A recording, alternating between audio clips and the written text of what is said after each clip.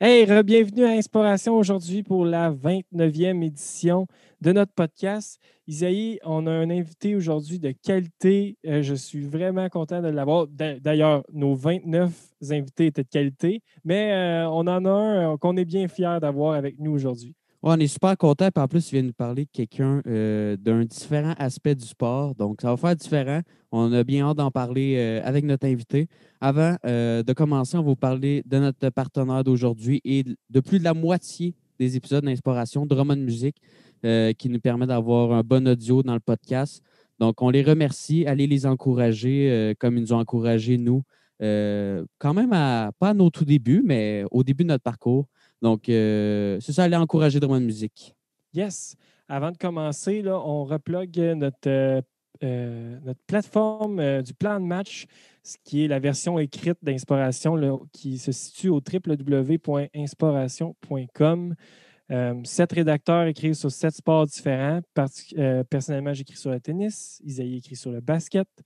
Puis, on a 5 autres personnes qui couvrent les 5 autres sports, pas mal principal là, en Amérique du Nord. On assure là, une couverture là, sur tous les sports que vous préférez. Donc, on commence, Isaïe? Yes.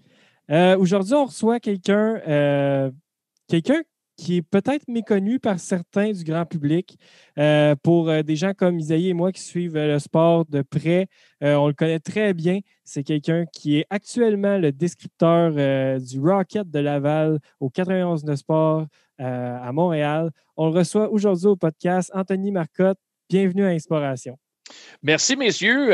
Me fait plaisir. Toujours le fun d'appuyer des jeunes qui ont de beaux projets entre les mains. Donc, merci de me faire l'honneur de me recevoir.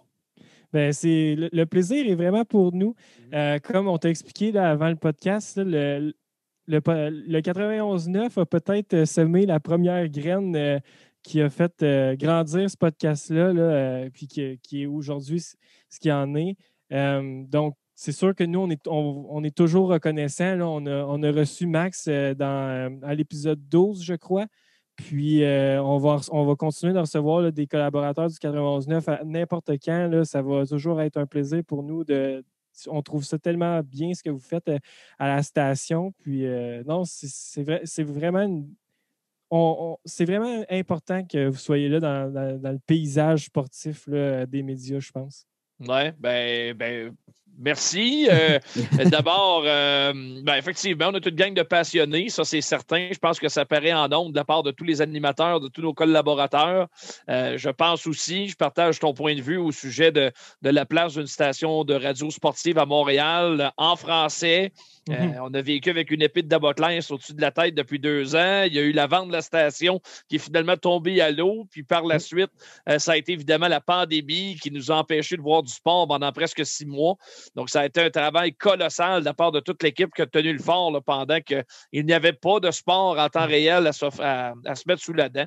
Donc, on a passé au travers et là, on voit vraiment là, la lumière au bout du tunnel pour la suite des choses en sortie de pandémie. Donc, c'est une très, très bonne nouvelle. Tu parles de l'importance d'avoir une radio sportive à Montréal. Moi, personnellement, quand j'étais jeune, je me rappelle que quand les rares fois que je veillais tard après le Canadien, là, quand j'étais vraiment plus jeune, je me rappelle des fois, mettons, le peu de fois que je suis allé au Canadien de Montréal quand j'étais jeune, j'écoutais le CKAC 730 en revenant. C'est probablement ça qui a contribué à ma maladie mentale du sport aujourd'hui. Je veux savoir, toi, Anthony, comment ça a commencé quand tu étais jeune? C'est drôle, c'est un peu la même chose aussi. Okay. J'avais un papa très, très passionné. Il l'est encore d'ailleurs. C'est un maniaque de sport. Puis quand je me levais le matin, il n'y avait pas d'autres options à la télévision que de regarder les Grands Prix de Formule 1 dimanche matin, puis les résumés sportifs. Il y avait une option, en fait, et c'était à RDS le matin, dès ma naissance en 90. Moi, j'ai jamais eu vraiment d'intérêt pour les dessins animés. J'ai jamais regardé les Pokémon et compagnie. Ça m'intéressait pas. Moi, c'était le sport et rien que le sport. J'en ai mangé dès mes premiers Fruit Loops le matin. C'est pour moi, ça a toujours été clair dans ma tête. Il n'y a jamais eu une autre option que d'être journaliste sportif. C'est toujours ce que j'ai voulu faire. Okay. Parce que tôt dans ma vie, je me suis rendu compte que je n'avais pas le talent pour être un sportif. J'ai fait du sport, évidemment, comme tous les jeunes, mais je n'avais pas beaucoup de talent. Il faut que je l'avoue.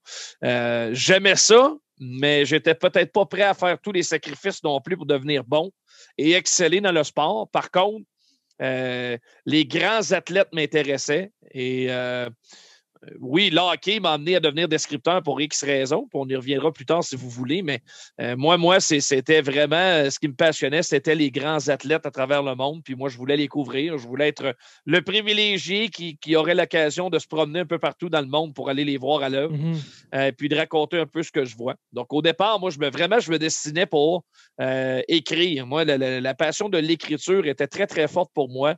Je me voyais écrire dans le journal. Je lisais religieusement le Journal de Montréal tous les matins. On le lavait à la maison. Et quand on ne le lavait pas, peu importe où on était, il fallait que je trouve le moyen de mettre la main sur le Journal de Montréal. C'était primordial et ce très tôt dans ma vie. Donc, c'est comme ça que ça a commencé progressivement. Et puis, on est rendu là après 12 ans de carrière déjà, à 30 ans, puis avec plein d'avenir devant moi, plein de projets professionnels. Cool. C'était quoi les sports que tu pratiquais quand tu étais jeune? J'ai joué au hockey quand même plusieurs années. Après ça, jusqu'à l'école secondaire, j'ai joué au hockey. Mais je pense que le sport où j'excellais le plus, c'était vraiment au baseball. J'ai joué à la balle molle, au softball plus jeune. C'est là où j'étais le plus à l'aise. Puis en fait, j'ai pas beaucoup de regrets dans ma vie. Là, puis un des seuls regrets que j'ai, c'est d'avoir arrêté trop vite de jouer à la balle. J'aimais ça. Mais bon, je voulais travailler, je voulais avoir un revenu, je voulais avoir des dollars pour mes dépenses pour m'amuser avec mes chums. Donc, j'ai décidé de commencer à travailler très jeune, 14-15 ans. J'ai délaissé le baseball, mais tranquillement, pas vite, je devenais de mieux en mieux. Je ne serais jamais devenu un joueur des ligues majeures, ça c'est sûr, mais j'aimais vraiment ça. J'aimais la game de baseball. Je l'aime encore d'ailleurs, je suis un maniaque fini de baseball. Mais j'ai dû arrêter. Puis depuis, je pratique le golf, le sport idéal pour les sédentaires.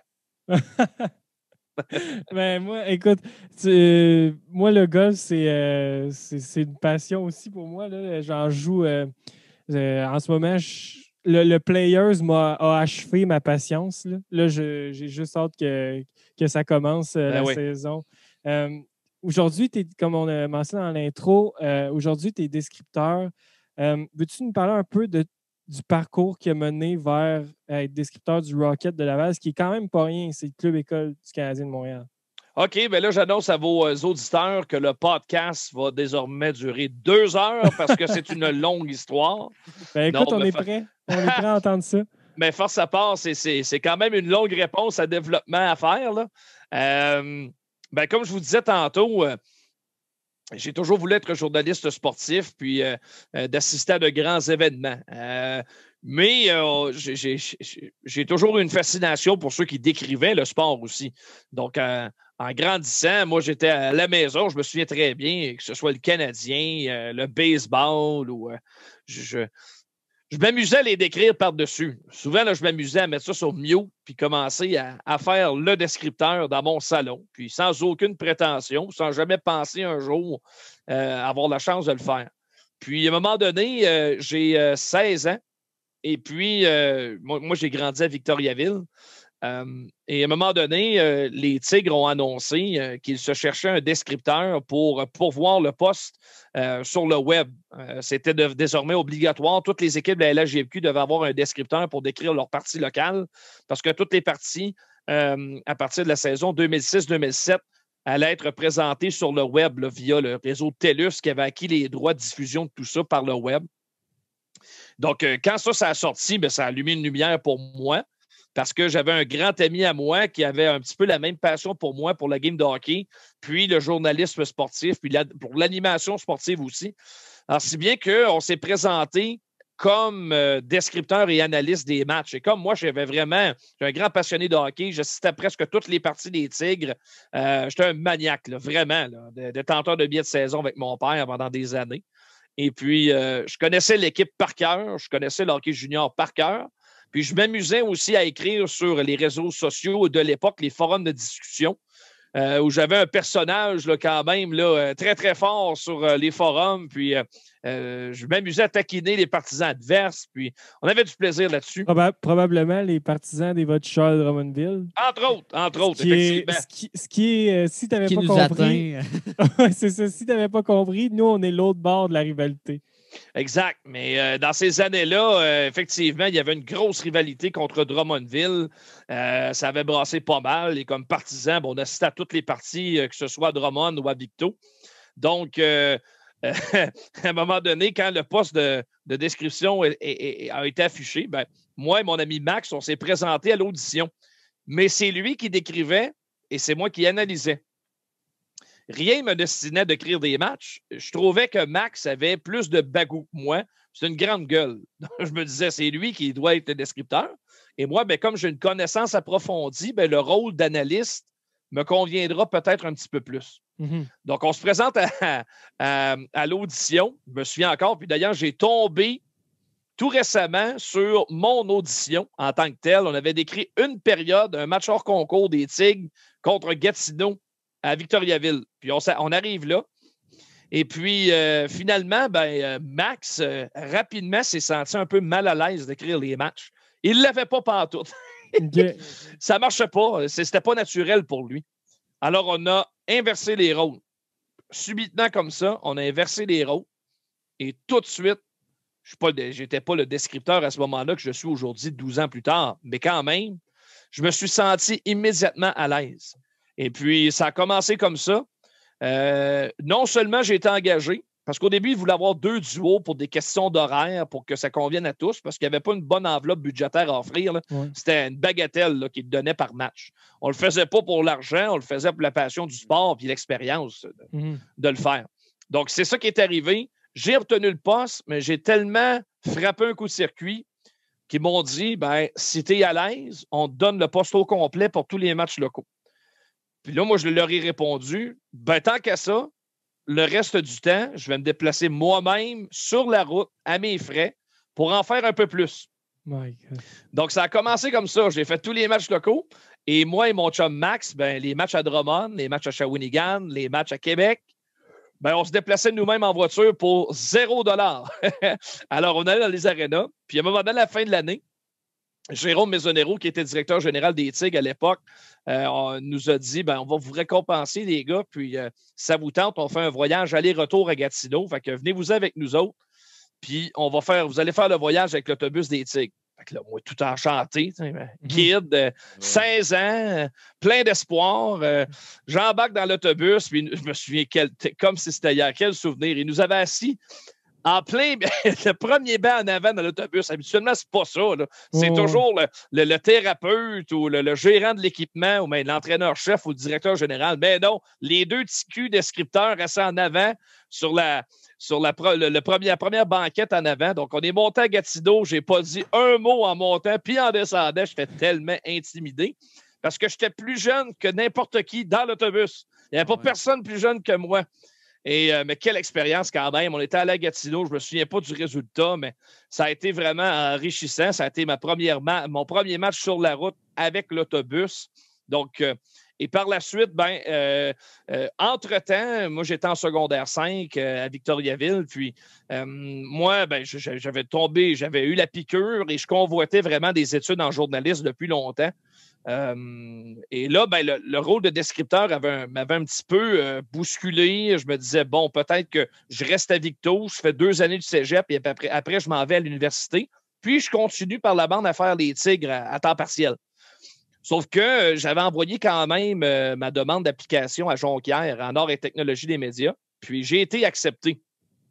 Donc, à partir de ce moment-là, ma famille, des proches m'ont vivement conseillé d'y aller parce que c'était hors de tout doute la meilleure école pour apprendre le métier. Donc, un peu à contre-cœur, je me dis, OK, je vais aller à Jonquière. Et les Tigres m'ont fait la faveur de me garder pareil pour la première année, à temps partiel, selon mon horaire d'étudiant, de garder les matchs. Parce que là, entre-temps, c'était devenu l'année suivante, là, presque un mandat à temps plein. Tous les matchs étaient diffusés, incluant les matchs sur la route. Il y avait besoin d'un descripteur à temps plein parce que les matchs s'en allaient maintenant à la radio. Donc, ils m'ont gardé. On a fait un horaire. On a divisé finalement, là, selon mes disponibilités, avec un autre descripteur qui s'appelle Pascal Lévesque et qui est encore là aujourd'hui, là, des années plus tard. Donc, on a commencé comme ça. J'ai fait à peu près une 40aine de parties cette année-là, en dépit de mon horaire. Donc, j'ai continué de le faire en étudiant. Mais là, on s'est rendu compte un an plus tard que là, ça devenait de plus en plus compliqué de voyager constamment, Victo-Chicoutimi, tout ça. Donc, à contre-cœur, j'ai laissé la description, mais j'étais quand même assez à l'aise. Je me disais, ça reviendra bien un jour parce que j'aime vraiment ça, tu sais. Mais souvent, la vie nous amène dans le détour au bon endroit. Et ma deuxième année à Jonquière, j'ai obtenu une possibilité de revenir à la presse écrite, ce que j'avais toujours convoité. Donc, j'ai assisté à toutes les parties des Saguenayens. J'ai collaboré au Journal de Québec comme pigiste pour les parties des Saguenayens. Donc, j'écrivais des résumés de parties, des SAG. Ça m'a permis de me faire des contacts à Chicoutimi, de connaître les gens de l'organisation. Et l'année suivante, leurs droits de radiodiffusion ont changé de côté. C'est une autre station qui les a obtenus. Et cette station-là, les nouveaux propriétaires étaient les gestionnaires des Saguenayens. Donc, ils me connaissaient. J'étais là par la bande en plus. Je couvrais les matchs pour le journal. Donc, j'ai postulé parce que j'avais déjà de l'expérience, à peu près une centaine de parties avec les Tigres. Donc, ils m'ont engagé. Alors, je suis devenu, à l'âge de 19 ans, le descripteur des Saguenay-Chicoutimi. Donc, j'étais pas un natif de la région. Et là-bas, au Saguenay-Lac-Saint-Jean, c'est très, très important. Les natifs, mais là, c'est un petit gars de Victo qui les engageait à l'âge de 19 ans. Donc, il y avait quand même pas mal de pression. Je suis arrivé là, puis quelle expérience ça a été. 2 ans au micro des Saguenayens. Présence en demi-finale lors de la deuxième année. On avait un très, très bon club. Charles Hudon était là. Il y avait Jean-Gabriel Pajot également. Lucas Sedlak qu'on a vu dans la Ligue nationale à Columbus. Donc, on avait vraiment un bon club. Ça s'est arrêté contre Saint-Jean en demi-finale. Donc, si on fait le calcul, je vais partir pour 3 ans au Saguenay, mais finalement, j'ai passé 4 ans parce que j'ai décrit les parties des Saguenayens pendant 2 saisons. Et là, le désir de me rapprocher de la maison était de plus en plus fort. Les droits de diffusion devaient à nouveau changer de main. Alors, je devais changer mes possibilités, soit de transférer de station de radio, ce que je ne souhaitais pas, ou bien de trouver une autre avenue. Alors, je me suis dit, on va peut-être essayer d'aller à l'école, de retourner à l'université. Et par la bande, là, le Phoenix de Sherbrooke est arrivé dans la Ligue comme formation d'expansion. Alors, Sherbrooke, pas loin de chez nous, je me disais, pourquoi pas? Je m'inscris à l'Université de Sherbrooke et je prends la bande des parties du Phoenix.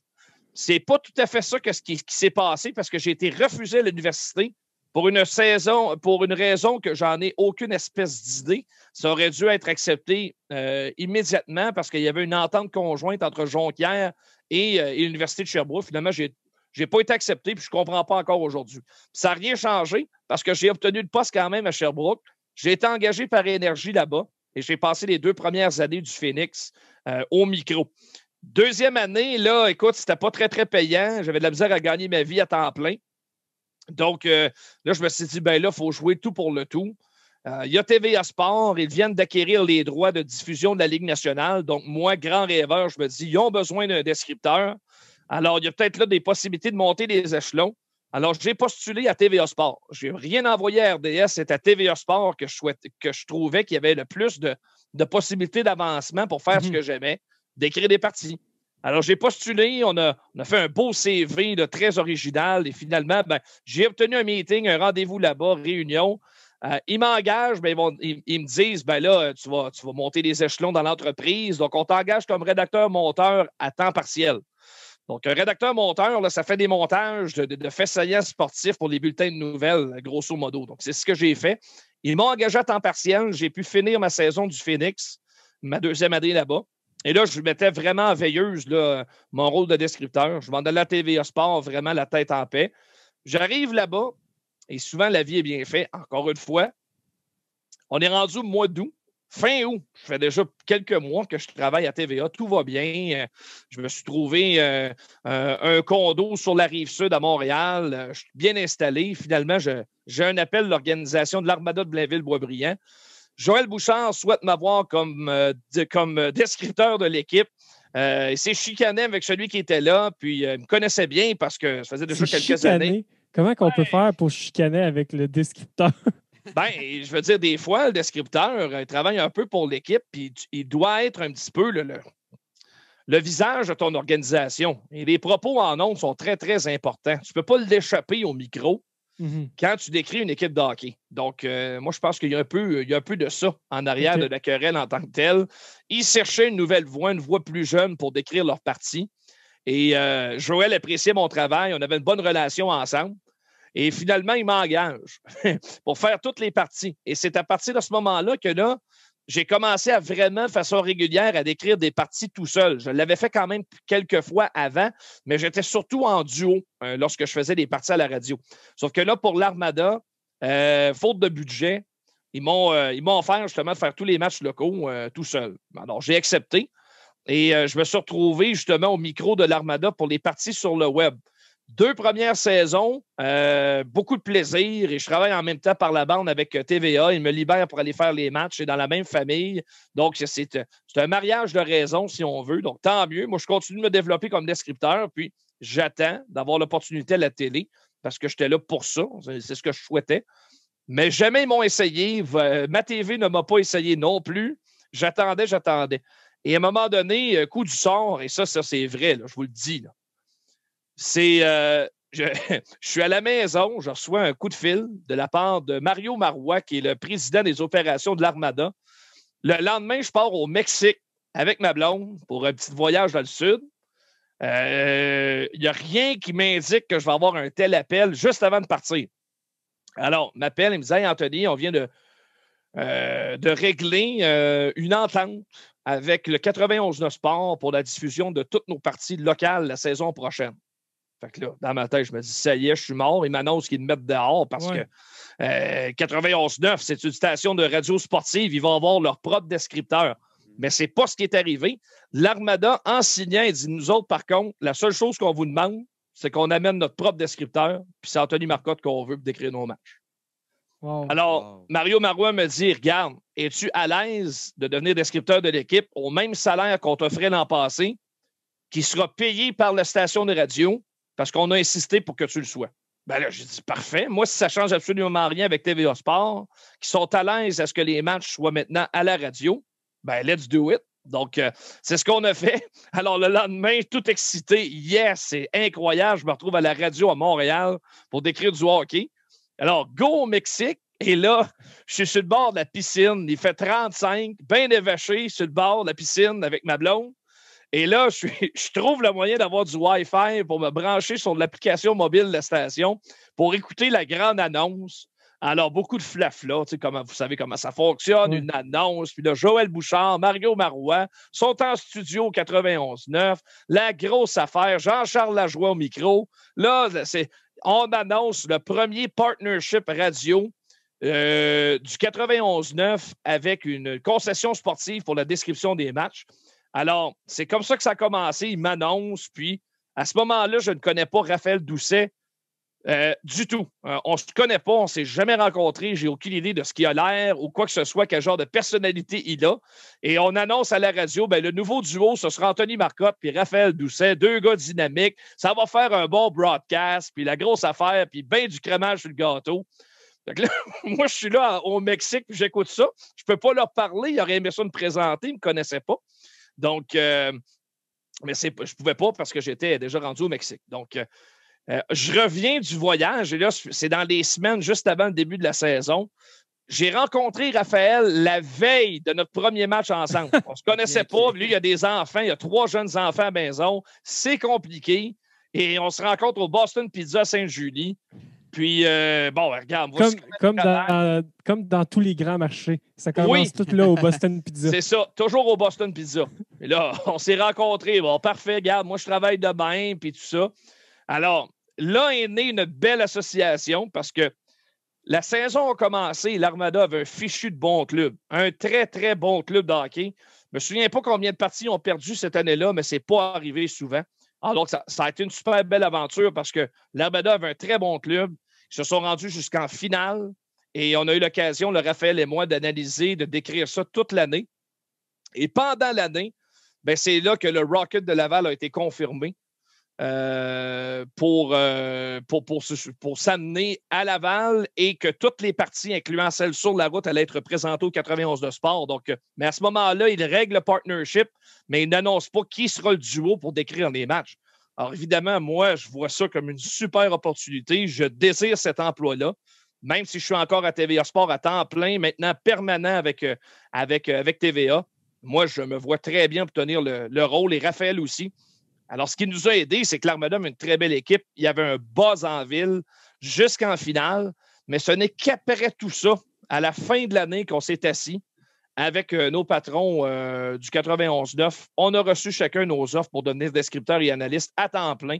Alors, pour la première fois de ma vie, en 7-8 ans de travail, en faisant de la description, bien, pour la première fois, c'était vraiment mon revenu unique. Je n'avais pas besoin d'autre chose pour subvenir à mes besoins.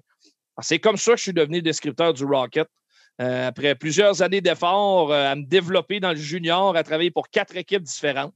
Et j'y suis encore 4 ans plus tard. Le Rocket est désormais l'équipe avec laquelle j'ai le plus travaillé parce que ça a été de co-passage quand même, que ce soit Victo, Chicoutimi, Sherbrooke, Boisbriand. Ça a été 3 ans Boisbriand, mais là, c'est ma 4e année avec le Rocket de Laval. Donc, c'est là où j'en suis rendu. Près de 800 matchs. Je vais avoir 800 matchs à mon actif au mois d'avril. Donc, bravo. c'est beaucoup de hockey. Ouais. Hey, moi, je pense qu'un mot pour définir ce que tu viens de nous dire là. La passion. Oui, c'est exactement ce que j'avais en tête. Clairement, tu sais, il me semble qu'il y a beaucoup de monde qui veulent aller étudier à Jonquière, mettons, en com, mais ils se disent, oui, dans ce que je veux faire, mettons, aller à Salut Bonjour, peu importe, ils se disent, il n'y a pas de place de libre, peu importe.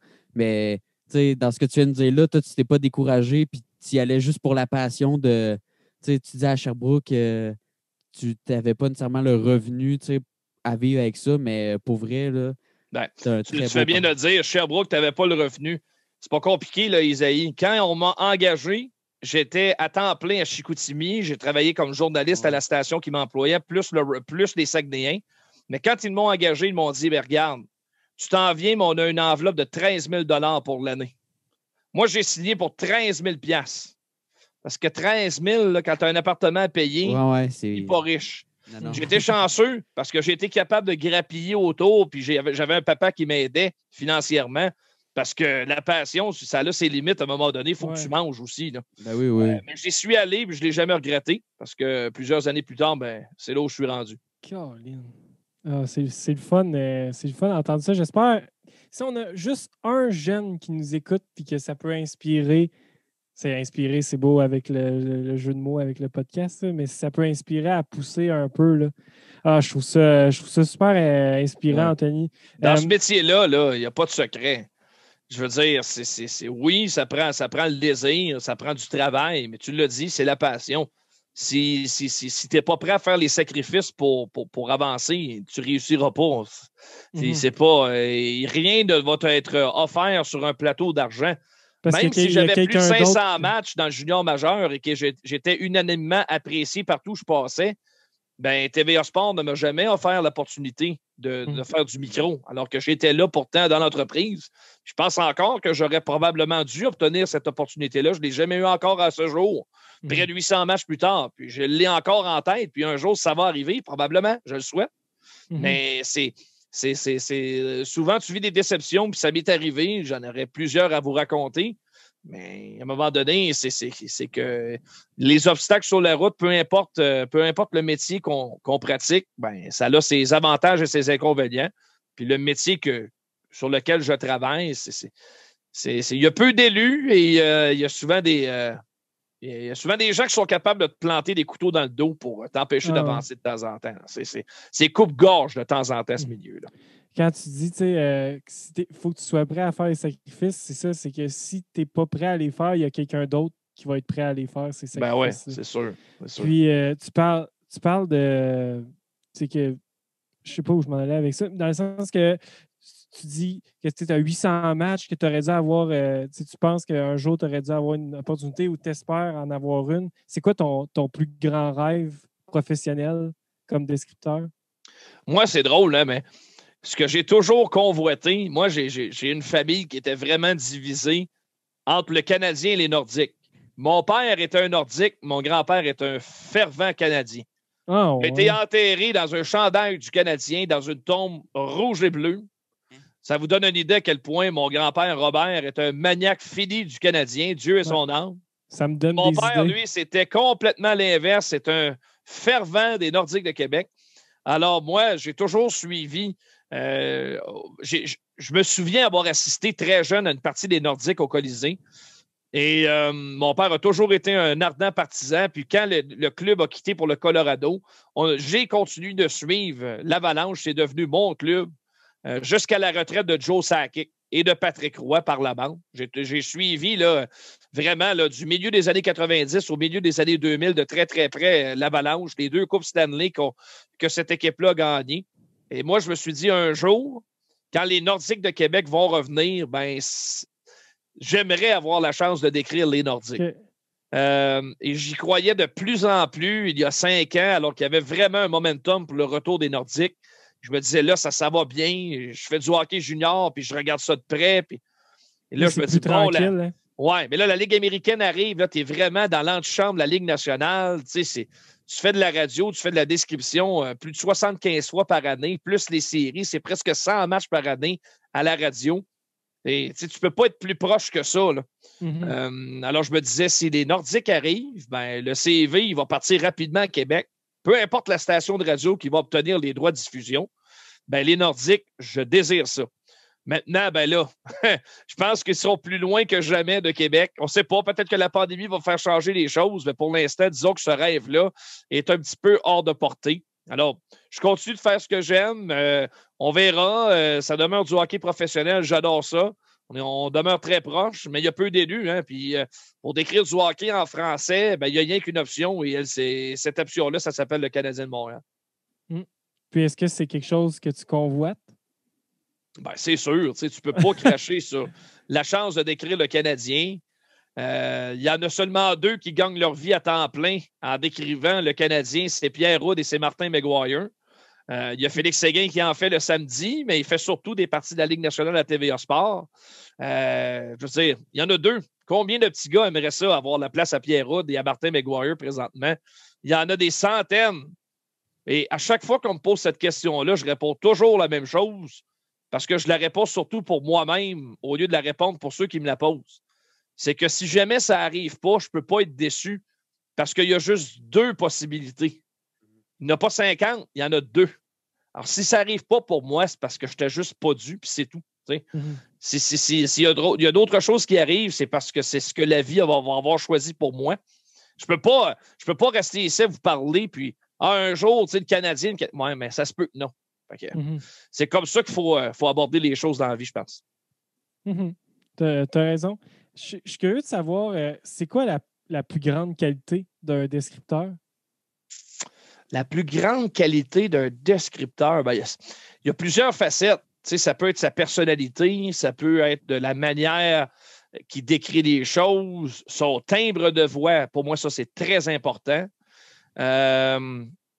Ses connaissances, sa passion, c'est sûr. On en a parlé tantôt. De trouver un élément parmi un sac bien rempli, c'est difficile. Moi, je fais les matchs tout seul depuis 2 ans maintenant. C'est un art, là, on s'entend là-dessus, là, d'écrire pendant 2h30 tout seul. Ça prend une préparation hors norme. Je ne suis pas le seul à l'avoir fait. Là. Ça se fait. Mais pour être bon, il faut que tu y mettes le travail.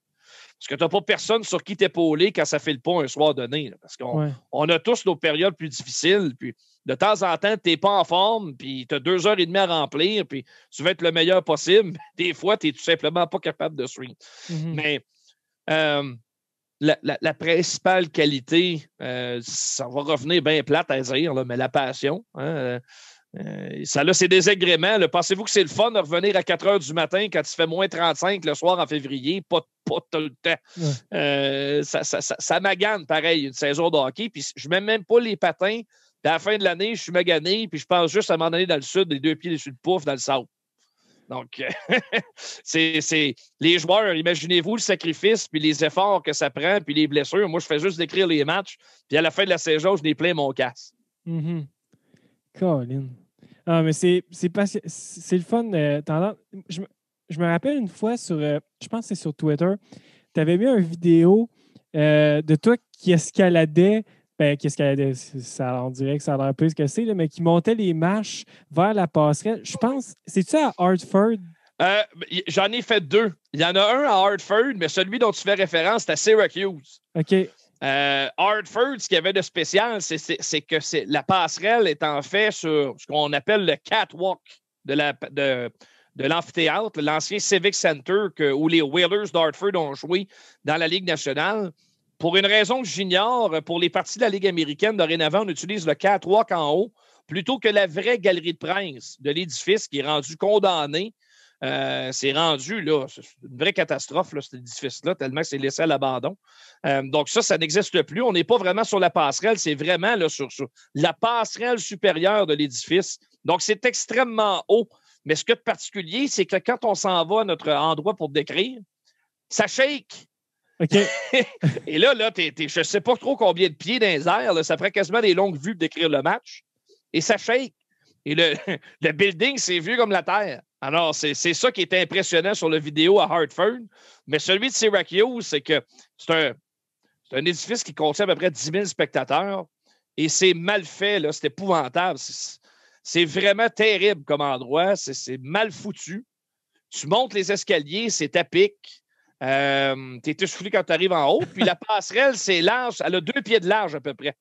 Donc, puis en plus, tu as des poutres. Donc, tu dois t'accroupir comme ça pour aller jusqu'à ton siège, qui est en fait un tabouret, parce que tu ne peux pas avoir un siège pas assez large. Parce que là, il y a quand même des gens qui vont vouloir passer en arrière de toi à tout bout de champ dans le match.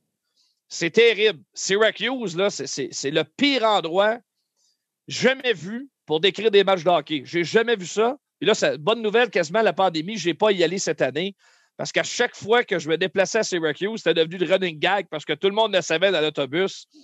Je déteste aller à cet endroit-là parce que c'est pas fait pour notre métier. On se fout un peu de nous, de nous garder dans une situation comme celle-là. Ça n'a aucun bon sens. L'organisation sont bien sympathiques là, parce qu'ils ne peuvent rien faire avec ce building-là qui aurait dû être détruit depuis 20 ans, au moins. Mais qu'est-ce que tu veux? On doit faire avec. Mais c'est ce genre d'anecdote que je pourrais raconter dans un livre. Là. J'en ai des panoplies d'anecdotes en 12 ans de carrière. Puis il y en a d'autres qui s'en viennent, c'est sûr, mais il y a toutes sortes de choses qui me sont arrivées pendant ces années-là. Bon, ben, il va y avoir un lien GoFundMe pour une nouvelle passerelle à Syracuse. Ouais. Ouais. Mais là, tu parles d'anecdotes. Ça serait quoi, mettons, dans ta carrière, ton meilleur moment de radio de description? Le meilleur moment, pour moi, c'est sans aucun doute. J'ai pas. Je dis sans aucun doute. J'en ai deux. Qui arrivent ex aequo. C'est dans le junior. Le premier avec les Saguenay-Chicoutimi, ma deuxième année avec les Sags. L'équipe avait déçu toute l'année, mais on connaissait son potentiel. Et l'organisation avait fait des pas de géant en faisant l'acquisition de Jean-Gabriel Pajot à la période des fêtes.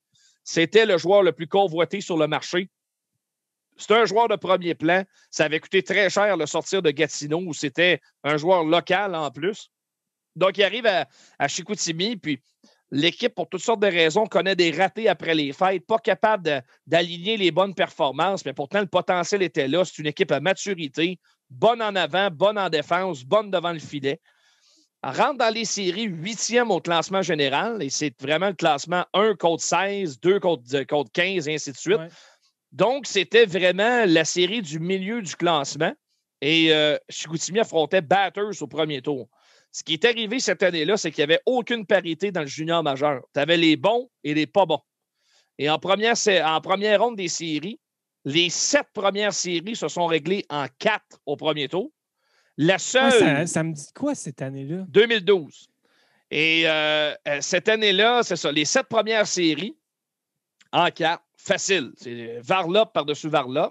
La seule série qui s'est rendue plus loin, c'est la nôtre, celle des Saguenayens, contre le Titan Acadie Batters, qui était venu, contre toute attente, gagner un match en prolongation, le match numéro 5 au centre Georges Vizina. Et ce qui nous a forcé à refaire un aller-retour à Batters en autobus pour aller jouer le match numéro 6 qui s'est réglé là aussi en prolongation. Donc, les Saguenayens avaient plus de 2 parties de plus dans les jambes pour affronter la meilleure équipe de la Ligue, les Cataractes de Shawinigan, qui à ce moment-là sont au sommet du classement. Ils reçoivent en plus la Coupe Memorial cette année-là à Shawinigan. OK, fait que c'est la fameuse année qu'ils l'ont gagnée après. Exact. Sauf que là, se présentent les Saguenayens, une équipe qui vient de sortir batteuse et que tout le monde ridiculise parce que c'est la seule qui a dû puiser plus loin dans ses ressources pour accéder au deuxième tour, qui a déçu toute l'année et qui là arrive contre Shawinigan, qui eux le filent vraiment là, vers la Coupe Memorial. Tout le monde pense que c'est l'équipe à battre cette année. Il y a les Cataractes et les Sea Dogs de Saint-Jean, les 2 favoris.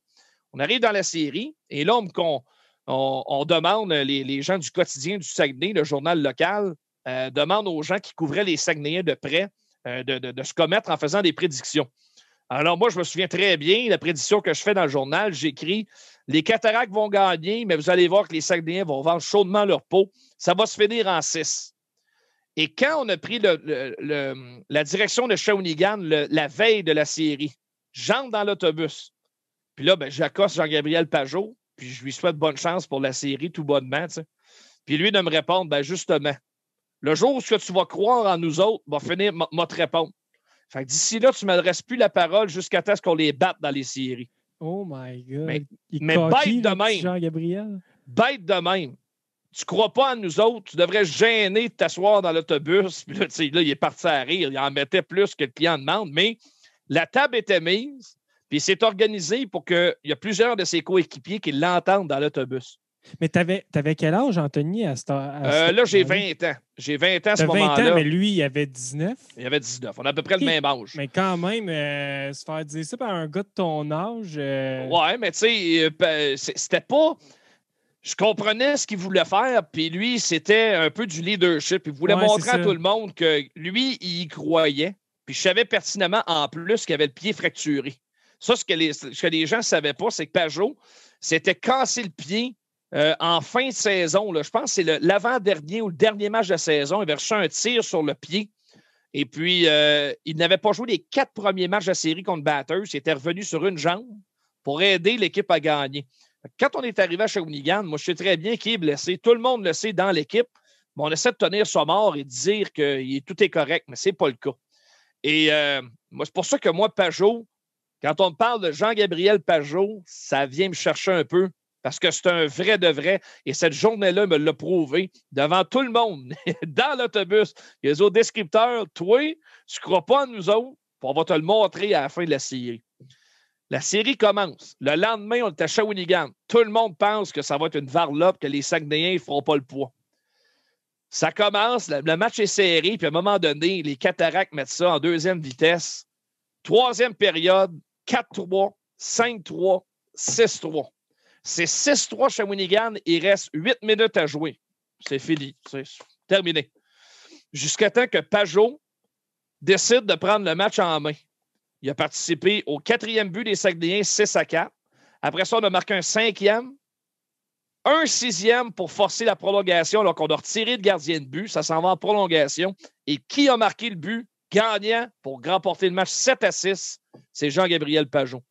Ce soir-là, je me dis, oh là là, ce kid-là, c'est un spécial. Les Saguenayens gagnent le premier match.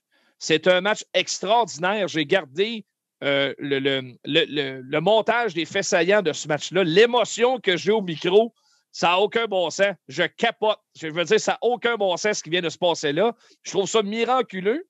D'autant plus ce qui s'est passé la veille avant qu'on se déplace là. Et je sais que Pajot est loin d'être à 100%. Donc, ils battent les Cataractes. Et là, tout est possible dans ma tête. Effectivement, la série est serrée.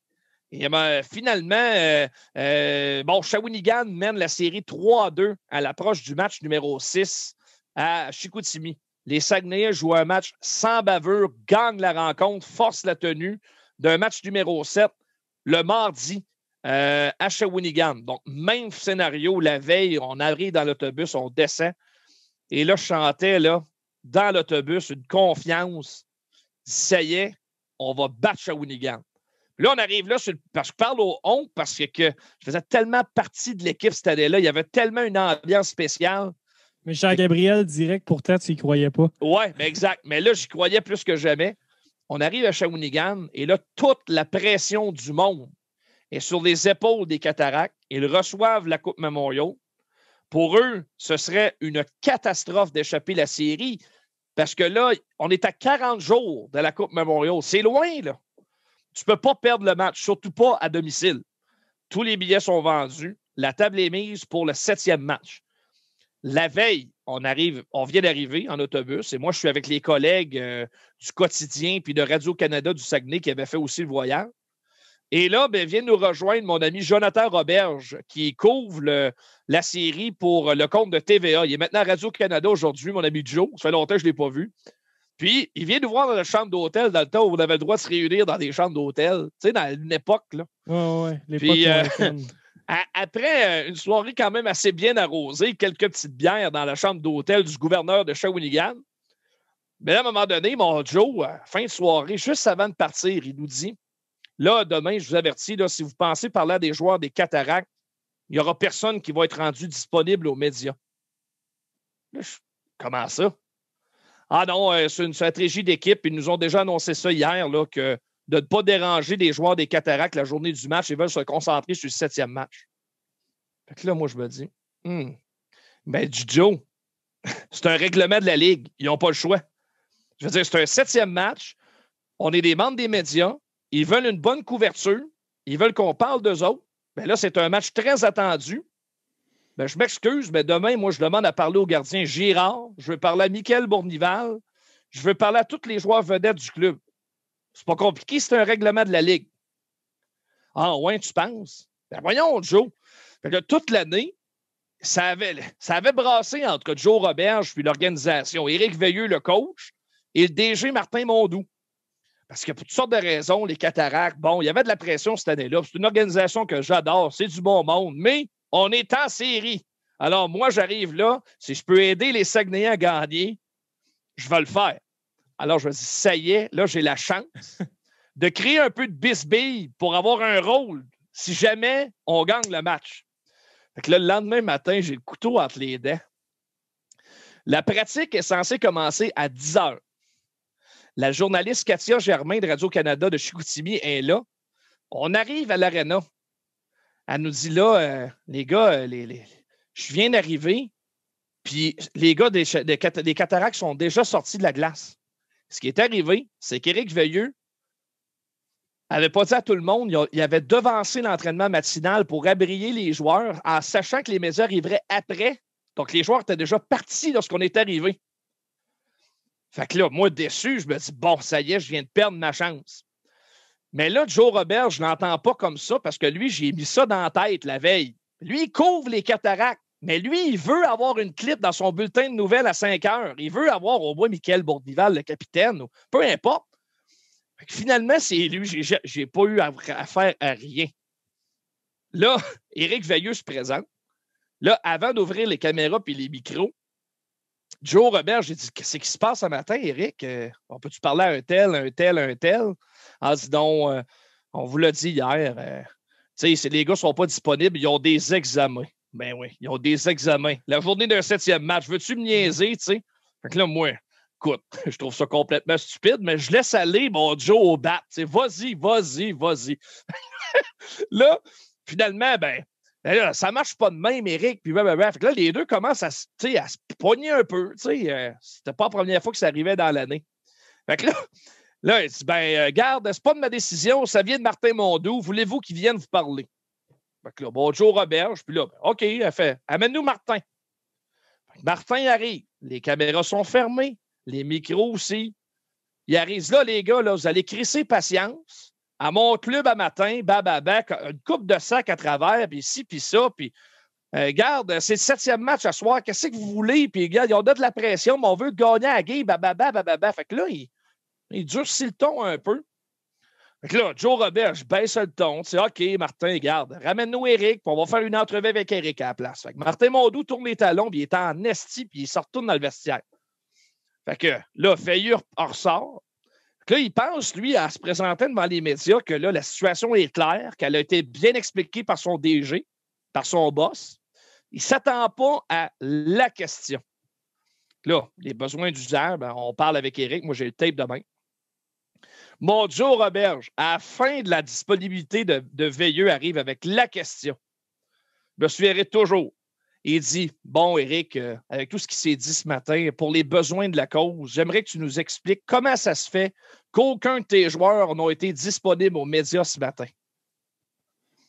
Veilleux, comme c'est souvent le cas, se referme, il lance une coupe de mots, arrête sa question, il regarde Joe Roberge avec des yeux, avec des guns dedans, en disant, bon, là, vous autres, vous allez fermer vos micros et vos caméras, puis toi, tu t'en viens ici. Là, il amène Joe Roberge à l'écart, puis moi, je pars l'enregistrement, puis là, je crains justement mon acquisition de micro pour que ça capte plus de son. Alors, je ne suis pas tellement loin, puis là, ça part. Éric Veilleux tombe d'en face à Jonathan Roberge. Mais là, je vous le dis, là, ça n'a aucun sens. Là. Les sacs, tout y passe. Vraiment, là, il te l'enguirlande comme du poisson pourri. Ça finit de même. Mon Joe Roberge, j'ai dit, t'as-tu parti ta caméra? Son caméraman, il fait ça de même. Toi, ton micro, tu ouvert, fais ça de même. Envoie-moi ton tape, joue ça à 5 heures. Ça part. Mon Joe Roberge part avec ça. Il ne l'a pas fait à 5 heures, il l'a fait à midi. Il est rentré à Trois-Rivières à midi dans le bulletin avec ça comme lead de show. Le torchon brûle. Shawinigan sous pression. Éric Veilleux, là, il est là devant l'écran, puis là, mon Joe Roberge, il se paye la traite, mais solide. Éric Veilleux, comme vous pourrez le voir sur ces images, s'est permis d'enguirlander votre humble serviteur. Puis là, il en met, puis il en met avec des séquences. Puis là, mon Éric Veilleux, il est là, puis il te le pointe, puis il te l'enguirlande. Fait que là, moi, écoute, c'est la joie. Moi, je m'organise pour le dire à l'entraîneur Marc-Étienne Hubert. Je dis là, la pression est forte. Éric Veilleux vient de l'échapper carrément. Et là, ça a fait le tour du Québec. RDS a mis la main sur les images. TVA a joué ça. Radio-Canada a joué ça. Et toutes les radios du Saguenay ont pris ça entre les mains. Moi, j'avais le tape en plus. Et on l'a joué sans censure en ondes en plus. Donc, on a commencé le show avec ça. Puis là, je savais très bien que là, ça brassait. C'est clair encore aujourd'hui, 9 ans plus tard, que ça a dérangé les Cataractes de Shawinigan. Finalement, les Saguenayens l'ont emporté 3-1 ce soir-là et gagnent le 7e match. Ça, pour moi, c'est un des moments forts de ma carrière. Jamais je vais oublier ça. Le sentiment de causer une surprise que personne ne s'attendait. Vraiment, il n'y a pas personne qui voyait les Saguenayens battre les Cataractes. Moi, c'est de voir cette organisation-là perdre un match que jamais il avait pensé perdre. D'un autre côté, c'était l'allégresse, évidemment. Personne ne s'attendait à ça. On a rembarqué dans l'autobus et j'étais assis avec Jean-Gabriel Pajot tout le long en redescendant dans le même banc. Lui, il était en bédaine dans l'autobus. Puis là, on s'est payé à la traite, pas à peu près. Pajot était content de me le rappeler. Je te l'avais dit. Puis là, il était content, puis il me l'a remis dans le casse. On est revenu au Saguenay. Il y a à peu près 1h30 du matin, environ 2 heures. Il y avait, là, je vous dirais, à peu près 300 ou 400 spectateurs des Saguenayens qui nous attendaient en plein milieu de semaine pour accueillir les Sags à leur retour à domicile. Les gens capotaient. Et on a surfé sur une vague incroyable dans les séries. La série d'après avec les Sea Dogs, ça a été très émotif. Mais vraiment, le 7e match à Shawinigan, c'est quelque chose. Parce que par la suite, ils ont eu 40 jours de congé et ils ont gagné la Coupe Memorial contre les Sea Dogs, qui ont battu les Sags en 5. Mais encore aujourd'hui, je trouve que ce n'est pas la meilleure équipe qui a gagné cette série-là. Ils ont été chanceux, ils ont profité de toutes leurs chances, mais au bout de la ligne, c'est la meilleure équipe qui a gagné.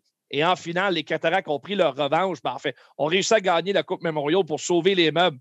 Mais pour moi, cette année-là, parce que tout le monde l'oublie aujourd'hui, mais celle qui a causé la grande surprise, c'est vraiment les Saguenay de Chicoutimi. Ça, c'était mon fait saillant 1. Là. Voulez-vous le deuxième? Écoute, rendu là. Comme ils disent, c'était pas à l'heure JMP, on défonce. Ouais, c'est ça. Il n'y a pas de problème. Vas-y, Anthony. Moi, je suis accroché à mon écran. Là. Vas-y. Ça, c'était une bonne Shawinigan. Mais la deuxième était presque aussi spéciale pour moi. Là, c'est avec l'Armada de Blainville-Boisbriand. C'est ma 2e année au micro. Oui, c'est ça. Ma 2e année avec l'Armada. Pour une rare fois dans son histoire, c'est pas une bonne équipe. Termine 14e au classement. avait échangé quelques vétérans à la période des fêtes et tout ça. Et là, se présente dans les séries contre une excellente formation, 3e au classement général, les Foreurs de Val-d'Or. Et si ma mémoire est fidèle, c'est 44 points de classement général qui séparaient les deux clubs avant la série de premier tour. Et puis, mais ce que les Foreurs avaient peut-être évité de penser, c'est que Philippe Sange, qui avait raté 3 mois pour une sérieuse blessure, était revenu. Et c'était le capitaine de cette équipe et le cœur et l'âme de l'Armada. Commence la série contre les Foreurs. Et finalement, pour toutes sortes de raisons, l'Armada réussit à gagner des matchs. Le gardien de but, Montembeault, est extraordinaire, arrête les rondelles. On arrive au match numéro 6, c'est à Boisbriand, et l'Armada mène la série 3-2. Et là, à ce moment-là, si l'Armada l'emporte, elle cause la plus grande surprise. Jamais il y avait eu un tel écart de points pour une équipe, en défaveur d'une équipe dans une victoire en série, dans l'histoire de la Ligue. C'était jamais arrivé. Alors, là, on touche à l'histoire, là, finalement. Le match commence, puis quel match de hockey. C'est serré, serré, serré. Prolongation.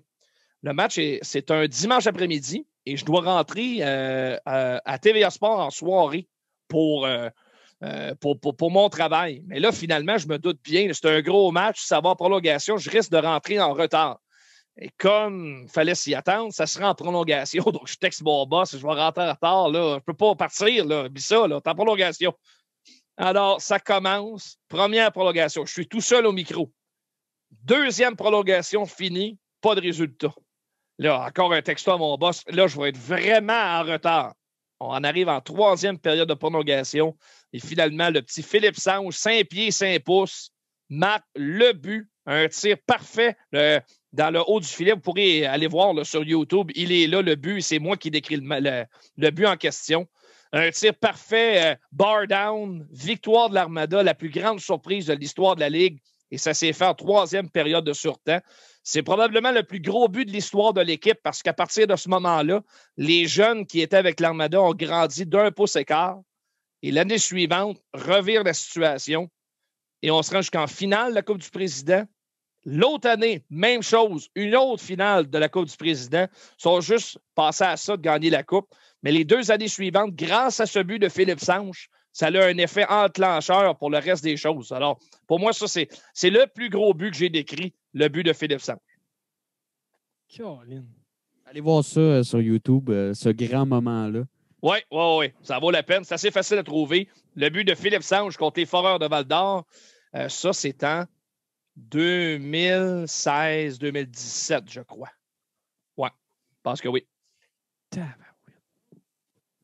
Isaïe, t'as un bon échantillon de IGTV, là, je pense. Oui, tabarouette, oui. Hein? Ça va être, c'est vraiment des beaux moments. Là. Oui. Ouais. Écoute, Anthony, si tu nous le permets, on va passer à ton inspiration. OK, oui. On est là depuis près d'1 heure. Fait que je pense que c'est le temps de commencer l'inspiration.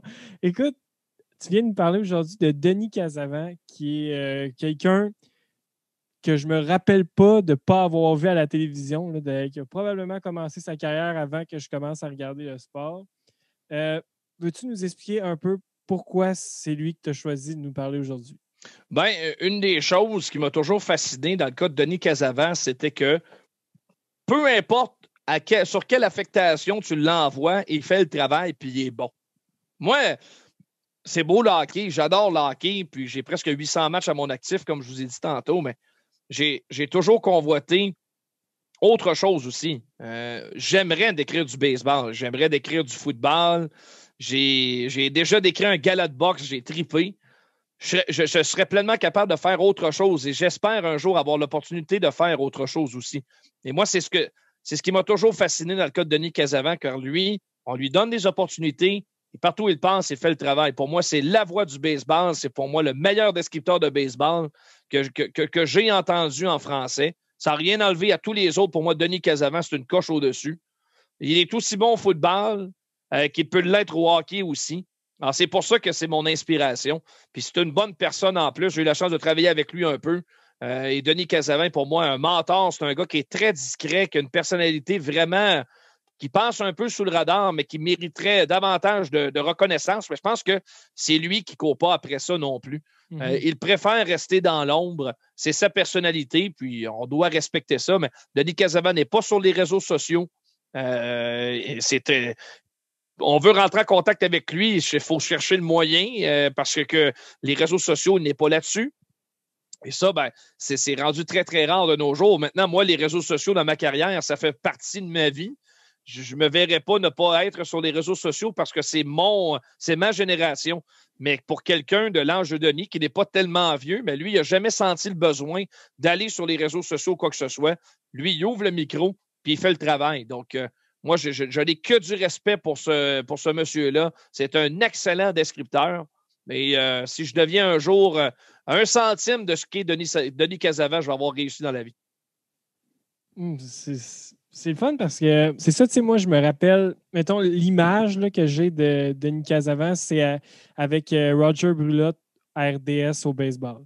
Oui, exact. Moi aussi. Pour moi, Denis est une coche au-dessus. Dans le baseball, c'est là où il est le meilleur. Avec Roger. Pour moi, c'est le duo qui m'a accompagné lors des parties des expos plus jeunes, qu'on a un petit peu séparé par la force des choses quand les expos ont quitté, mais que TVA Sport a eu la chance de réunir à nouveau lorsqu'on a fondé la chaîne et qu'on a acquis les droits de diffusion du baseball majeur. On les a unis ensemble à nouveau. Et pour moi, c'est de la magie. Ni plus ni moins, Denis et Roger, c'est le duo parfait. C'est le yin et le yang. Ces deux-là ont une chimie ensemble extraordinaire. Et Roger est tellement sympathique. On a une très, très bonne relation aujourd'hui.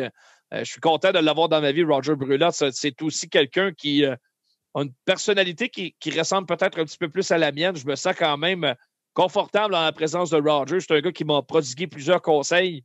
Et lui aussi, là, un jour, là, si j'ai la chance de travailler avec Roger, là, je vais capoter. Là. Roger, c'est tellement la couleur en personne. C'est quelqu'un qui est en beurre très épais. Mais moi, j'aime ça quand on est en beurre épais. Je le fais moi-même de temps en temps, puis je m'amuse avec ça. Mais Roger, lui, il en a fait sa spécialité. Alors, même s'il n'est pas descripteur, il est analyste, mais ça sort un petit peu du cercle, de la boîte un peu. Et ça, c'est bien à lui, puis qu'on ne le change jamais finalement. Oh, ouais. Non, Isaïe, toi, Denis Casavant, est-ce que tu as un peu de souvenir de lui au baseball? Moi, j'ai jamais vraiment écouté le baseball. Peut-être que je vais en décevoir. Non, moi, j'ai toujours plus été un fan de hockey, basket. Fait que, tu sais, Denis, tu sais, quand j'ai su que c'était lui qu'on allait parler, je savais c'était qui, mais comme jamais j'ai pu dire, OK, il est bon dans ça, tu sais. Mais toi, est-ce que tu dirais, Anthony, que sa plus grande qualité, c'est sa polyvalence, justement, dans les sports? Ouais? Clairement. Oui, et, je veux dire, c'est le même descripteur, peu importe ce qu'il décrit. Il n'est pas monocorde, il est tout le temps dessus, il est sur la note. Tu sais, décrire du sport, c'est un récital. C'est une pièce de théâtre que tu improvises. C'est de l'improvisation, mais il faut être punché au bon moment, vraiment au bon endroit. Et pour moi, Denis Casavant, c'est ça. C'est jamais trop, c'est jamais moins non plus. Ça me convient tout simplement. Puis dans le baseball, je me détends à l'écouter. C'est tout simplement ça. Et pour moi, c'est une bonne chose. Vraiment, vraiment une bonne chose. Puis comment tu t'inspires de lui quand tu fais, toi, ton travail? Comment je m'inspire de lui?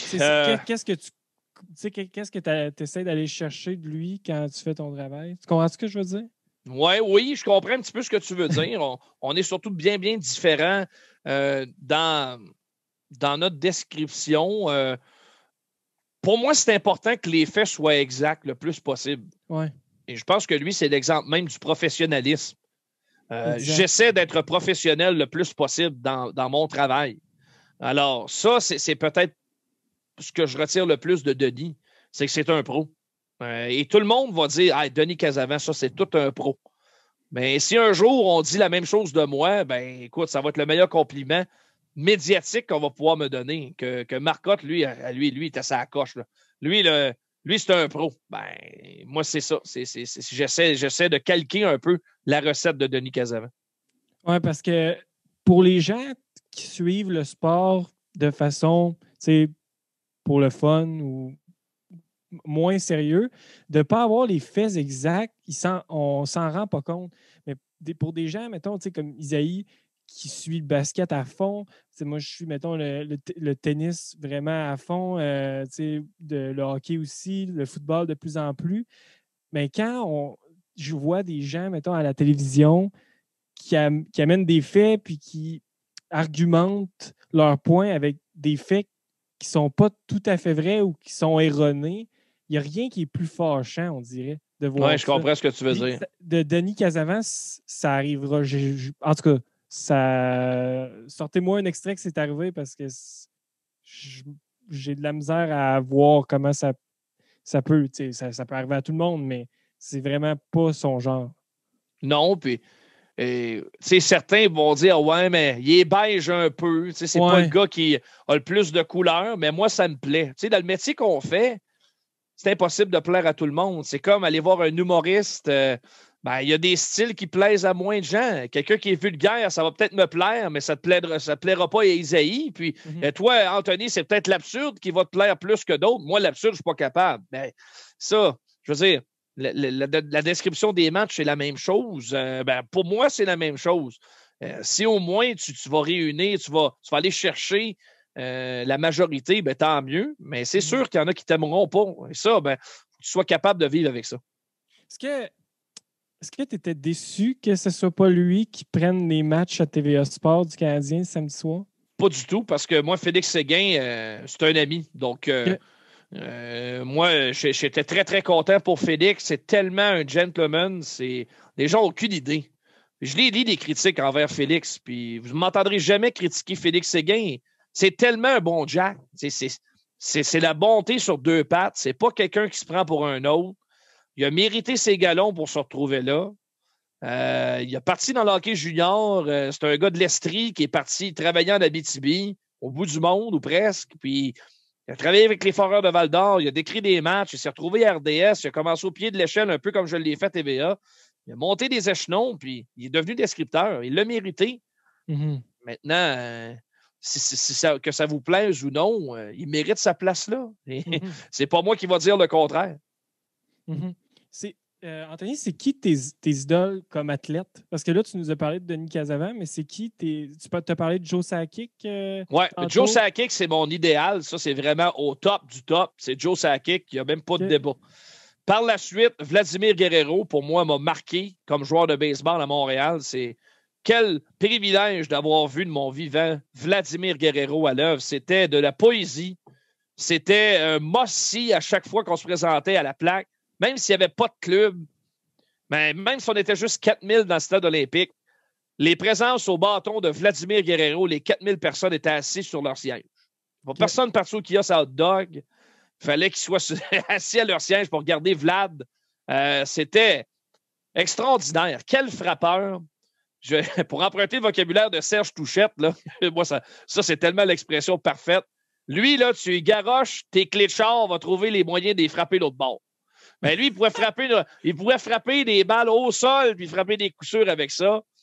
C'était un athlète extraordinaire. Vlad Junior ne sera jamais l'athlète qu'était Vladimir Guerrero, son père. Pas du tout. Un très bon frappeur, mais Vladimir Guerrero, le père, était quelqu'un qui sortait de l'ordinaire, une force de la nature, une gazelle, un frappeur de puissance. Probablement le meilleur athlète que j'ai vu à l'œuvre. À Montréal depuis que je suis né. Il n'y en a pas eu un autre. C'est un athlète comme ça. Il y a eu des très bons sportifs, des Patrick Roy, par exemple, vont être extraordinaires. Mais Vladimir Guerrero, comme athlète, ça dépasse Patrick pour moi parce que c'était un athlète qui possédait tous les atouts comme joueur de baseball. Donc, tout juste derrière Joe Sakic. Mais un autre, un battant, un gars que je considère aujourd'hui comme un ami. On a joué au golf ensemble cet été. Qui m'a marqué à cause de son caractère, un gars que personne ne s'attendait à ce qu'il devienne un jour champion du monde, c'est Éric Lucas, qui est pour moi une autre de mes idoles. C'est lui aussi une bonne personne. Il ne se trouvera personne pour critiquer Éric Lucas. C'est un gentleman qui en a bavé pour se rendre comme champion du monde. Et c'est c'est quelqu'un de tellement humble qui nous rend tous un petit peu mal à l'aise. Moi, je suis cet été, puis il serait à côté de moi, puis je lui dirais, voyons, Éric, qu'est-ce que tu fais là? Tu sais, on est fiers de jouer au golf avec toi. Mais il était mal à l'aise parce que je l'invitais à jouer au golf dans mon patelin Victo. Hey, viens, on va jouer au golf, je t'invite. Puis, il est venu. J'ai invité 2 de mes chums sur notre foursome pour jouer ensemble. Puis, tu sais, mes chums étaient tellement contents de jouer avec Éric Lucas. Tu sais, on l'a connu tout jeune, puis c'était une idole. Il est devenu champion du monde. Mais tellement discret, puis un peu mal à l'aise de nous parler de sa vie et de sa carrière. Quand on lui pose des questions, il est content d'y répondre, mais avec pudeur un petit peu. Les gars sont comme un petit peu restés abasourdis de tout ça. Tu sais, souvent, un champion du monde à la Floyd Mayweather, ça va se vanter de ses exploits. Éric Lucas, c'est tout le contraire. Il faut que tu lui tires les verres du nez. Ça m'impressionne. Je veux dire, il a mérité tout ce qui est arrivé. On était tous fiers de jouer avec lui. J'arrêtais pas de lui dire, toi, Éric, tu sais pas à quel point tu me fais plaisir de jouer au golf avec moi. Mais au contraire, lui, il doit en avoir plein des invitations à faire un paquet d'affaires. Mais lui, me remercier, m'emmener une bouteille de vin. Tu sais, c'est ça, Éric Lucas. C'est la bonté sur 2 pattes. C'est un ancien champion du monde et c'en est un autre. On parlait de Denis Casama tantôt. C'en est un autre qui n'a pas eu, pour moi, la reconnaissance qu'il devrait avoir. Pour moi, c'est un pionnier du sport au Québec. On a tendance à l'oublier parce que, pour X raisons, parce que la boxe, après qu'il ait perdu son combat contre Bayer en 2002, a fait un bond de géant. Il y a eu les Lucien Boutet, Jean-Pascal, Diaconu, Stevenson. Il y en a eu plein par la suite. Éric Lucas, ça a été celui qui a amené la boxe à ce niveau-là. Ça n'a pas été le meilleur, mais il a amené la boxe à ce niveau-là. Et je trouve qu'on ne le met pas assez en valeur parce que c'est lui. C'est bien plus Éric Lucas que Stéphane Ouellette. Bien plus. Mais ainsi va la vie. C'est peut-être sa personnalité, mais pour moi, Éric Lucas, écoute, quelqu'un m'arrive, il critique devant moi, là, il va me faire choquer là, parce que c'est tellement quelqu'un d'exceptionnel. Wow. Isaïe, je pense qu'on est prêt à passer au segment. Oui, donc notre premier segment, Anthony, ça s'appelle le segment épais ou génie. Donc, c'est un segment qui nous permet de voir, pour cette question-ci, dans quelques mois, si tu vas être un épais ou un génie par ta réponse. OK, c'est bon. Donc, notre question pour toi, qui va être le champion de la Coupe Stanley? OK. Tampa Bay, une 2e année en ligne. Oh, même choix qu'Isaïe, parce que nous, Ouais. on a déjà fait nos choix. Ça date déjà de l'épisode 20. Donc, ça date une 12aine de semaines au minimum. Là. C'est pas plus que ça. Donc, juste à peu près quand la saison a terminé, Isaïe, environ. Off-season. Ouais. Puis, pourquoi Tampa Bay? Moi, je pense que c'est une équipe qui a encore tous les atouts pour se rendre jusqu'au bout. C'est pas facile de gagner 2 années en ligne, mais je pense que ce qui rend service au Lightning, c'est que, d'une part, ils ont eu la pause avant la bulle qui leur ont permis de gagner. Et ils ont eu une autre bonne pause pour se remettre de ça. Et là, c'est une courte saison. Kucherov va revenir. C'est la même équipe pour à quelques exceptions près. Alors, s'il y a une équipe, c'est pas facile de gagner dans les séries, mais s'il y a une équipe qui est capable de gagner ça 2 années en ligne, ça n'arrivera pas souvent ça, au fil du temps. Il y a eu Pittsburgh il n'y a pas si longtemps, Los Angeles, mais Chicago qui ont remporté la Coupe quelques temps après, presque consécutivement. Tampa Bay, je pense, a les attributs pour gagner encore. Je peux me tromper, mais je pense pas que je vais être à côté de la plaque non plus. Non, c'est un excellent choix. Moi, c'était eux que j'avais dit en 2020. Finalement, j'étais du côté génie pour une des rares fois. Mais non, c'est un bon choix. Isaïe avait dit Tampa Bay. Moi, personnellement, j'ai dit Colorado. Caroline, j'aime. Mais là, ils ont beaucoup de blessés. Là. Makar et Byron risquent d'être revenus quand le podcast sera en ligne. Mais non, j'y crois encore, mais devant le filet, là, c'est shaky, comme on dit. Oui, effectivement, ils n'ont pas réglé. Ils n'ont pas réglé un élément que je pensais qu'ils feraient pendant la saison morte. Je me disais, les gardiens de but, puis finalement, c'est peut-être un peu ça. Là, on pensait qu'ils auraient plus de succès que ça dans l'Ouest, ça, c'est certain.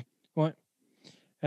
Prochain segment, Anthony, ça s'appelle le segment découverte. On parle d'un athlète jeune à découvrir dans les prochaines années. Ben, tu nous suggères de découvrir dans les prochaines années. Tu es descripteur du Rocket de Laval, comme on l'a déjà dit. je pense qu'on n'a pas le choix de se concentrer là. Quel est ton espoir du Canadien qui joue actuellement avec le Rocket, que tu préfères, là, qui n'est pas un Paling ou un Caulfield qui va s'en venir? Là? Quel espoir là, qu'on suit un peu moins, mais que toi, tu dis, OK, celui-là, il y a un petit quelque chose de spécial? Moi, je suis un grand fan de Caden Primo. Je pense que Primo a la chance de devenir un gardien numéro 1 de la Ligue nationale. Il a les qualités pour moi pour devenir un numéro 1, pour succéder un jour à Carey Price. Si ça arrive, je vais avoir l'air d'un génie. Ouais. Mais un autre aussi qui vraiment là, m'intéresse grandement, m'impressionne cette année, c'est Jesse Ylönen. Ylönen est vraiment, vraiment impressionnant depuis le début de l'année. C'est un ailier droit. Il a de bonnes qualités pour devenir un attaquant top 6 de la Ligue nationale. Bonnes habilités, très, très bon tir. Je pense pas qu'on va le voir à Montréal cette année, mais attention au prochain camp. Comme il a de l'expérience professionnelle en Finlande, lui, il arrive déjà à 22 ans l'an prochain. Ça peut être fort intéressant là, pour l'avenir chez le Canadien. Même si on est bien nanti du côté droit, Caulfield s'en vient, Toffoli est déjà là, et bien sûr, Brendan Gallagher. C'est là où ça devient plus complexe pour Ylönen. Mais écoute, quand t'es bon, puis tu trouves une place pour jouer en haut. Puis, premièrement, on a vu la prononciation qui était digne d'un descripteur. Donc, s'il vous plaît, retenez cette prononciation-là. C'est la bonne. Ça vient directement du jeune homme. Donc, ça peut pas être différent. Effectivement, on le prononce Jesse Ylönen. Donc, le Y se prononce E. Mais c'est pas un E, c'est E. C'est comme ça. Jesse Ylönen. C'est comme ça qu'on doit prononcer. Parfait. Fait que c'est retenu. C'est ça, tu parles de Ylönen. Oui. J'ai déjà failli l'échapper. Est-ce que tu penses qu'il y a plus d'outils que Lekonen? Ah oui, non, c'est même pas comparable. OK, parce que Lekonen, on nous l'avait vendu comme un bon joueur là, avant qu'il arrive. Oui, mais c'est pas du tout les mêmes habiletés. Puis j'apprécie Lekonen, ça avait l'air hyper pessimiste que je disais. Oui. Mais moi, Lekonen, je ne peux pas concevoir qu'il est hors de l'alignement une game sur 2. Donc, je suis d'accord. Je trouve qu'il mérite sa place dans une formation de la Ligue nationale. Je suis d'accord avec toi. Moi aussi, ça me surprend un petit peu de le voir laissé pour compte comme ça. Mais Ylönen, c'est différent. Premièrement, il est plus grand. 3 ou 4 pouces de plus. Okay. Meilleure portée, des bien meilleures mains. Pour moi, c'est ça. Et un meilleur IQ, là, hockey. Là. Donc, non, c'est pas le même potentiel offensif, ça, c'est sûr. OK, good. Ça, c'est confirmé. Merci. Ouais. Isaïe, prochain segment. Segment actualité. Qu'est-ce que tu penses du dossier de Cole Caulfield? Est-ce que tu penses que c'est un passage obligé de venir à Laval? Non, ça ne l'est pas. Non, ça ne l'est pas, pour la simple et bonne raison que la saison est tellement particulière qu'elle va se finir plus tard que d'habitude et que les circonstances font que le Canadien ne peut pas se permettre d'attendre. C'est maintenant ou jamais. Et si Cole Caulfield peut t'amener une étincelle de plus pour te permettre d'avancer, tu te dois de l'utiliser. Alors, pour moi, écoute, il n'y a aucun doute dans ma tête qu'est-ce qu'on gagnerait à l'envoyer à Laval. S'il peut te donner un avantage, amène-les tout de suite. Vois ce qu'il est capable de te donner. Et si jamais ça ne fonctionne pas du tout, bien là, envoie-le avec le Rocket. Mais moi, je pense que le jeune homme va tirer son épingle du jeu. Ne serait-ce que sur l'avantage numérique, il n'y a pas personne à Montréal présentement qui a le tir de Cole Caulfield. Il n'y a pas personne. Alors, utilisons-le. Et moi, je veux le voir avec Kotkaniemi sur l'avantage numérique. Ça va faire des flamèches, c'est certain. Je suis un fan de Cole Caulfield. Ce qu'il fait actuellement dans les rangs collégiaux, c'est très, très impressionnant. Parce que les gens ne réalisent pas à quel point c'est dur de marquer des buts dans le collégial américain. Puis lui, il fait match après match après match. Il n'a jamais de disette. Il trouve toujours le moyen de marquer des buts. Et sur 200 pieds, il s'est amélioré. Ce ne sera jamais un joueur défensif. On s'entend, on est d'accord.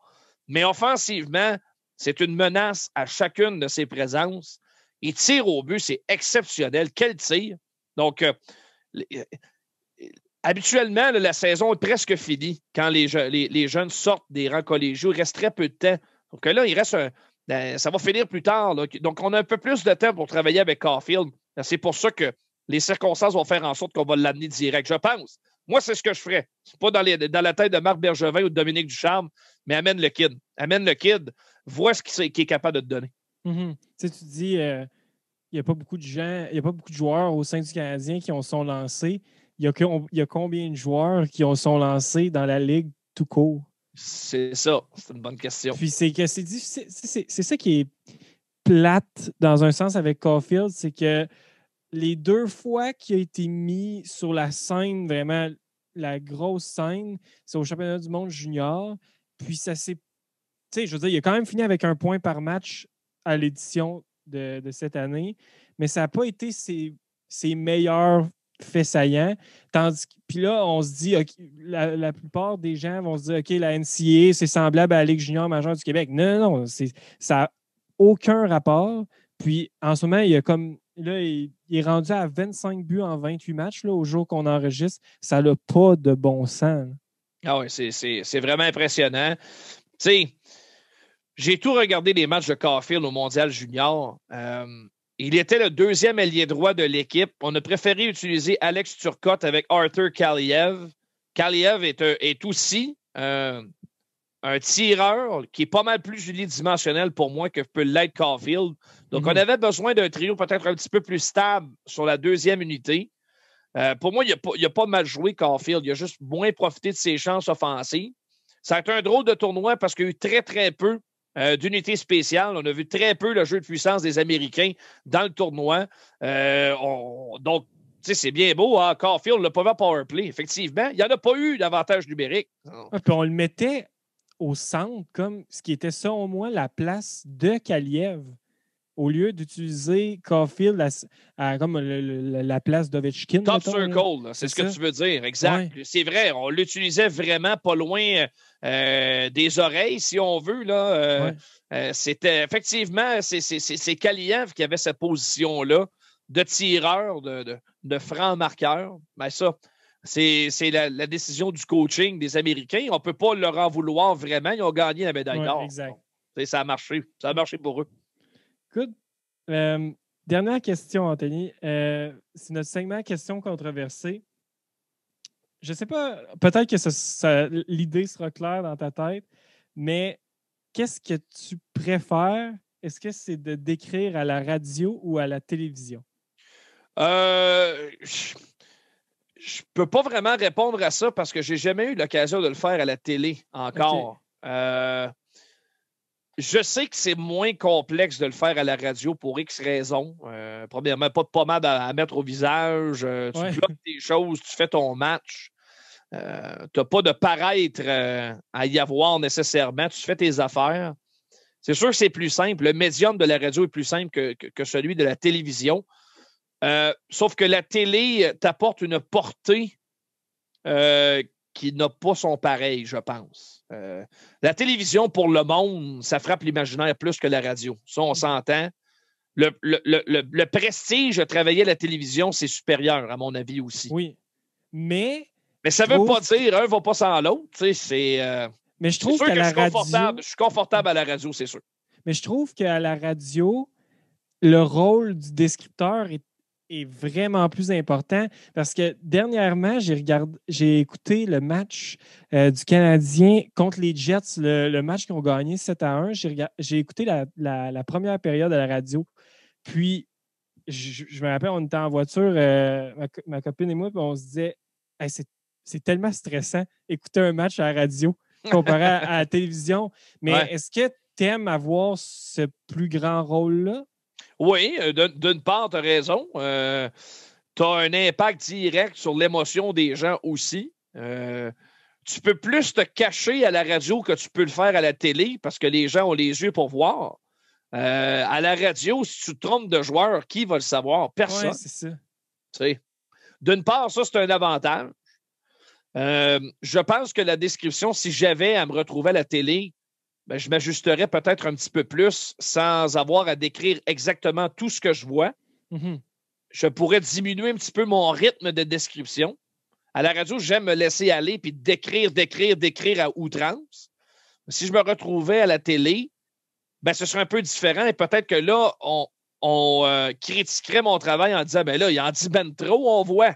On n'a pas besoin de... Donc, c'est sûr, ça, si un jour j'obtiens l'occasion, mentalement, je me prépare déjà à ça, de dire là, il va falloir que tu baisses le pace un peu. Là. Parce que c'est de tout décrire, je pense ça va devenir irritant pour le téléspectateur. Donc, mais c'est 800 matchs à le faire d'une manière. Donc, il ne faut pas nécessairement essayer de complètement te transformer non plus. Si je me retrouve là un jour ou l'autre, c'est parce qu'on aime ce que je fais d'un côté. Donc, on verra. Écoute, je ne suis pas rendu là. On verra. Good. Hey, je pense qu'on va arrêter ça là. Ça fait une bonne heure et 25 d'anecdotes, de passion. Pour vrai, merci, Anthony. J'avais beaucoup d'attentes envers ce podcast-là, mais tu les as vraiment dépassées. Ça a été un honneur de te parler. Ça a été vraiment agréable. J'en aurais pris le double. Mais pour vrai, un gros merci d'être passé avec nous. Ben, ça fait plaisir, les boys. J'apprécie votre approche. C'est rare pareil, tu sais, pour nous, les médias, de se faire poser des questions sur soi. On le fait pas pour ça. C'est le fun, tu sais, d'un côté, de pouvoir s'exprimer puis de jaser de ce qu'on fait de notre passion. Parce que je suis pas mal plus souvent dans vos bottines que l'inverse. Oui. De poser des questions. Mais de temps en temps, d'avoir à y répondre, c'est le fun. Tu sais, c'est un autre contexte. À la radio, souvent, ben là, on va me poser des questions, j'ai l'occasion d'y répondre, mais plus souvent qu'autrement, c'est moi qui dois tenter de trouver la bonne question puis de surenchérir sur d'autres choses. Mais ça m'a fait vraiment plaisir. Je vous souhaite vraiment bonne chance pour la suite de votre projet. Puis envoyez-moi le lien, ça va me faire plaisir de le partager, évidemment. Ben, c'est super gentil. Merci.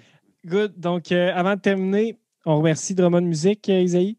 Oui, allez les encourager dans cette période plus difficile. L'événementiel, ça recommence l'événementiel. Donc, si vous voulez faire un spectacle quelconque, allez les voir.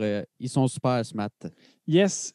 Sinon, on est disponible sur Facebook, Instagram, Twitter pour avoir toutes les nouvelles par rapport à notre podcast. Sinon, pour nous écouter, YouTube ou iTunes, Spotify, toutes vos plateformes de streaming, on est là partout.